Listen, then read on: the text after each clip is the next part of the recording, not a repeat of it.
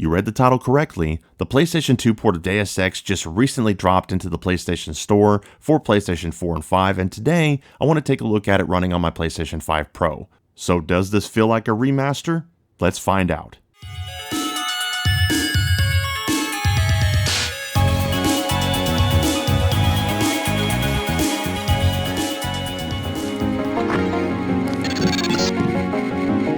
Your partner for the next assignment, Anna Navarra, is in the adjoining break room to the east. Maybe you should introduce yourself.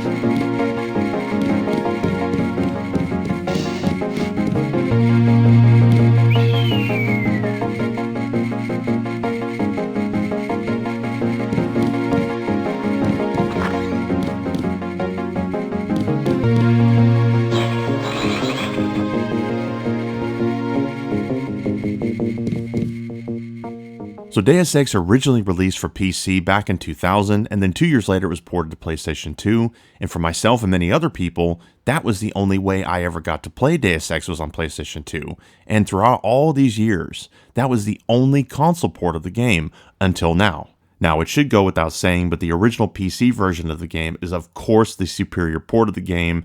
That's not the point. We're talking about playing it on consoles, and right now, this is the only way to play it on modern consoles after all these years, which is a nice treat for those of us that grew up with the PlayStation 2 port. Now when it comes down to it, how does it look and how does it play on PlayStation 5? And let me tell you, it looks and plays fantastic. The visual quality is really nice and sharp, and the frame rate runs at a virtually locked 60 frames per second. It plays like a dream, vastly superior than it ever was able to on PS2. So with all of these classic library releases of PS1 and PS2 games on PS5, you actually have access to tools that you're able to use within the emulation, and they're actually quite nice. There are several presets you're able to select from in the visual settings: default, modern, arcade, modern arcade. I tend to bounce between modern and modern arcade depending on the game. Particularly PS1 games, I usually like to put the modern arcade because it really does help it look more like you remember it. But I do tend to like modern with anything else because it makes it look a little bit deeper in the colors and blacks. But in this case, I recommend default because the game is a little bit too dark for it, so it helps you be able to see a lot better. Now on certain games such as Deus Ex, there is an enhancement toggle that's in these menus.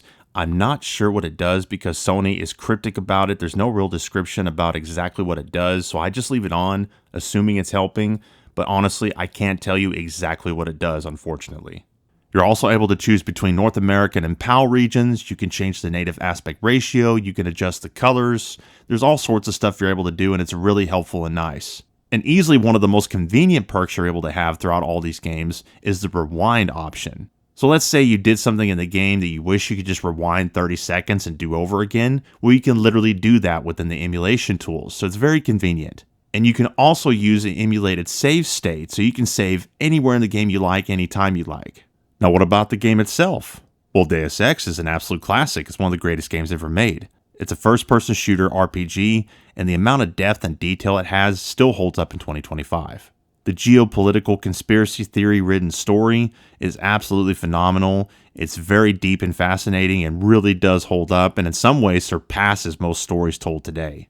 And this is one of the few video game franchises that if I had to pick one to turn into a film franchise, it would be Deus Ex. It would seriously be the next Blade Runner. Well, if you gave it to the right talent, that is. Now, when I was a kid, I didn't quite get what the game was truly about, particularly from a gameplay standpoint, because I was fresh off of playing Halo religiously, and then I hopped on this, and I was like, what the heck is this? You can't hit anything, it feels slow, and the enemies are weird, and the guns are weird. I didn't understand that it's an RPG at heart. So you really do have to understand the game's mechanics, how it operates, and then when you do, you understand the depth of it. There's so much detail here, and you really can customize yourself to play it however you like. You can be guns blazing, you can be stealth, which was actually how I did for this video. I found myself doing a lot of stealth, and it's very satisfying. I found it particularly hilarious when you shoot people with tranquilizer darts, and then you just hide until they drop. It was pretty satisfying. But I love the pistol in this game. Easily one of the most powerful pistols ever put in a game. You can make it just a one-shot headshot machine, and it's great. Every weapon you can customize any way you like. You can pour your resources to any skill you like. The sky's the limit. You can play it however you like. The game is so detailed, I stepped foot in the female bathrooms at the main office, and the boss actually called me out for it after he had his dialogue exchange with me, and that was really funny. So there's literally consequences to everything you do. So killing people, incapacitating them, how you deal with characters, the dialogue you choose, the story route you take, whatever the case, there's a lot of different ways to play this game, and that obviously gives it tons of replayability. And I'm not going to lie, the rewind feature and save state feature really helps with this because you're able to kind of experiment and see what would happen and see the route you want to take or what resource you want to use, and you find secrets. I mean, there's so much to find and discover throughout the environments. I was just swimming around and saw that there was a boat, so I figured I'd check it out and go swim to it and see what I could uncover. And it turns out you can unlock it, go inside, and get resources. It's just there. It doesn't have to be, but there's so much hidden everywhere. So there's tons of things to discover and find, and it's very satisfying because resources are very important in this game.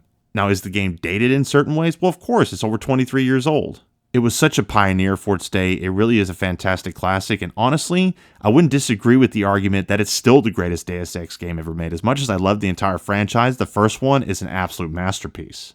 So ultimately, as a game, Deus Ex is a very cerebral, deeply story-driven, highly customizable RPG first-person experience. It's an absolute masterpiece. And does this version of it feel like a remaster compared to the original? And I'll tell you what, it does. This actually has more features than some remasters I've actually played. This is a fantastic addition to the Classics library on PS5. Hopefully they give more PS2 games this treatment, and they already have just several others, so if you want me to cover them, comment down below and let me know which games you want me to cover. Now, speaking of the Classics library, I've also covered some PS1 games that are stuck on PS1 that I would love to see brought to the same library. So click the video on your screen if you want to see that. God bless and take care.